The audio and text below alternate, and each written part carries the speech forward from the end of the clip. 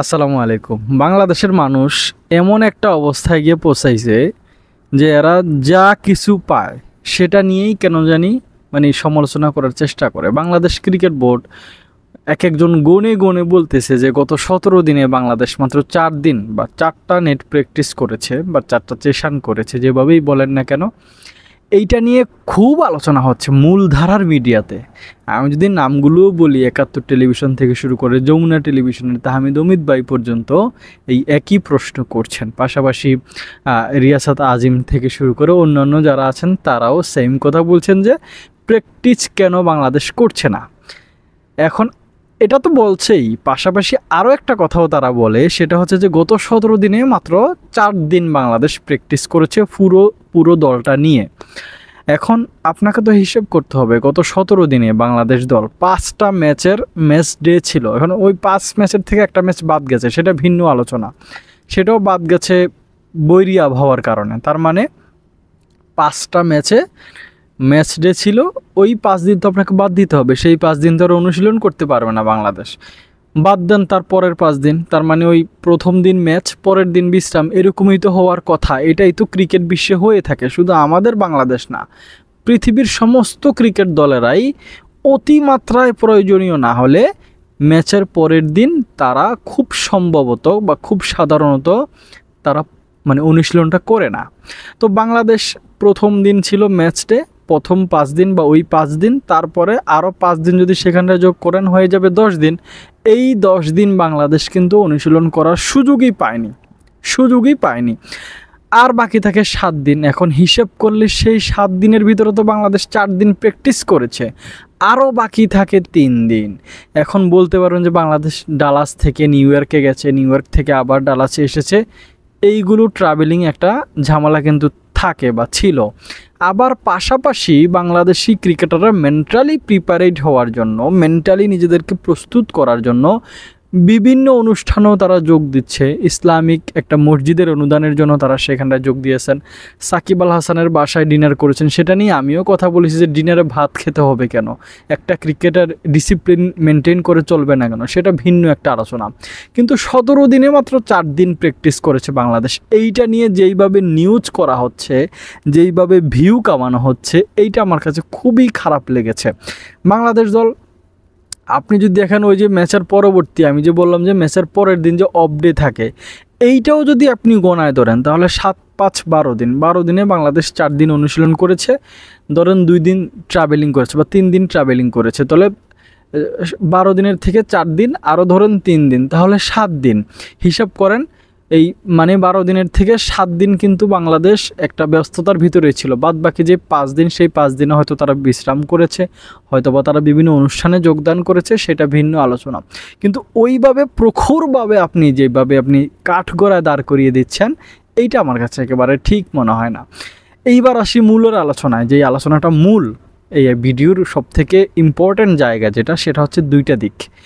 একটা দিক হচ্ছে সেনাবাহিনীর ট্রেনিংয়ে বা সেনাবাহিনীতে যারা চাকরি করে, সোলজার যারা, তো তাদের একটা বাক্য থাকে, একটা প্রবাদ বাক্য থাকে, সেটা হচ্ছে এরকম: ট্রেনিং বা প্রস্তুতি যত কঠিন, যুদ্ধ তত সহজ। এটাকে আপনি একটু কনভার্ট করেন, অনুশীলন যত কঠিন, মূল ম্যাচে ততই সহজ।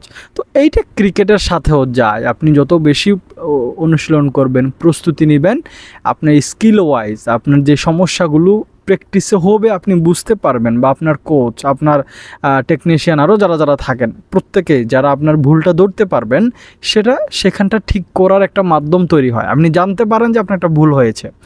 তো এই বিষয়গুলো যত বেশি অনুশীলন করবে তত বেশি বেরিয়ে আসবে। এইটা যতটা ট্রু, পাশাপাশি মেন্টালি প্রিপারেড হওয়াও আরও বেশি ট্রু। যদি বাংলাদেশ দল ইউএসের সাথে ওই 3টে ম্যাচের ভিতরে 3টে ম্যাচ উড়াধুরা পারফরমেন্স করতো, একেবারে কাঁপায়া দিত বাংলাদেশ, তাদেরকে হোয়াইট ওয়াশ করে দিত, তখন কিন্তু বাংলাদেশি সাংবাদিকরা এই যে 17 দিনে 4 দিন প্র্যাকটিস করেছে এই তথ্য তুলে এনে ভিডিও বানাতো না। এটা কিন্তু প্রপার সত্য কথা। এখন বাংলাদেশ হয়তো জিম্বাবুয়ের সাথে একটা ম্যাচ হেরে গেছে, আবার সেখানটা গিয়ে 2টা ম্যাচ হেরেছে, আবার ভারতের সাথে ভালো ব্যাটিং করতে পারেনি।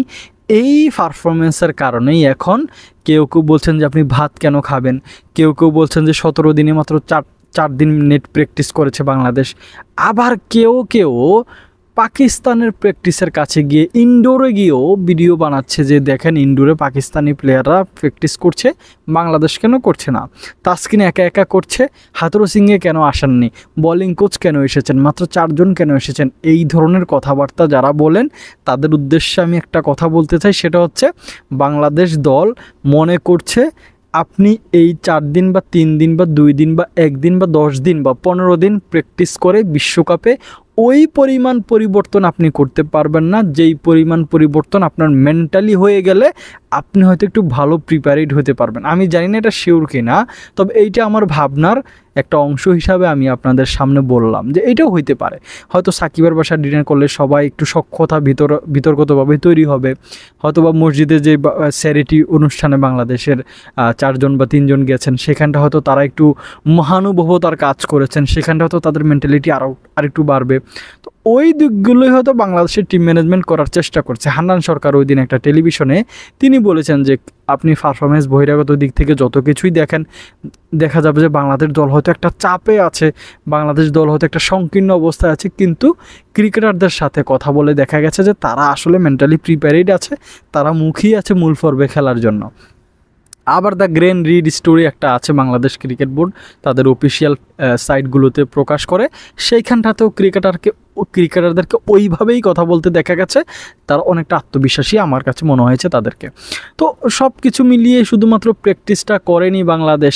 হ্যাঁ, একটু প্রশ্নের জায়গা এখানটায় তুলে আনা যায়, সেটা হচ্ছে সাকিব আল হাসানকে যখন যমুনা টেলিভিশনে সেই সাংবাদিক প্রশ্ন করেছেন যে আপনারা প্র্যাকটিস কেন করেননি, তখন সাকিব আল হাসান বলছেন যে ওই রকমের ফ্যাসিলিটিস এখানটায় নেই। তখন আবার ফিরতি প্রশ্ন তিনি করেছেন যে হ্যাঁ জয় আপনার যতটুকু আছে ততটুকু কেন নেননি। তখন সাকিব আল হাসান হয়তো বিষয়টাকে ধামাচাপা দেওয়ার চেষ্টা করেছেন, শেষ করার চেষ্টা করেছেন। তিনি হয়তো বলেছেন যে হ্যাঁ দুই পক্ষেরই একটু সমঝোতার একটা জায়গা আছে বা একটু ভুল হয়েছে, তিনি নাকি সাকিব আল হাসান ভুল স্বীকার করেছেন। তো এইটা হইতে পারে বাংলাদেশ ঐচ্ছিক অনুশীলন রাখে, বাংলাদেশ ওই পরিমাণ ক্রিকেটারদেরকে প্রেশার দিতে চায় না যেই পরিমাণ প্রেশার দিলে আপনার মূল ম্যাচের তো এমনিতেই পারফরমেন্স খারাপ, দেন আপনি যদি আবার অনুশীলনও আপনি ক্রিকেটারদেরকে ওই রকমের চাপ প্রয়োগ করেন, তারা হয়তো মেন্টালি প্রিপারেড হতে পারবেন না।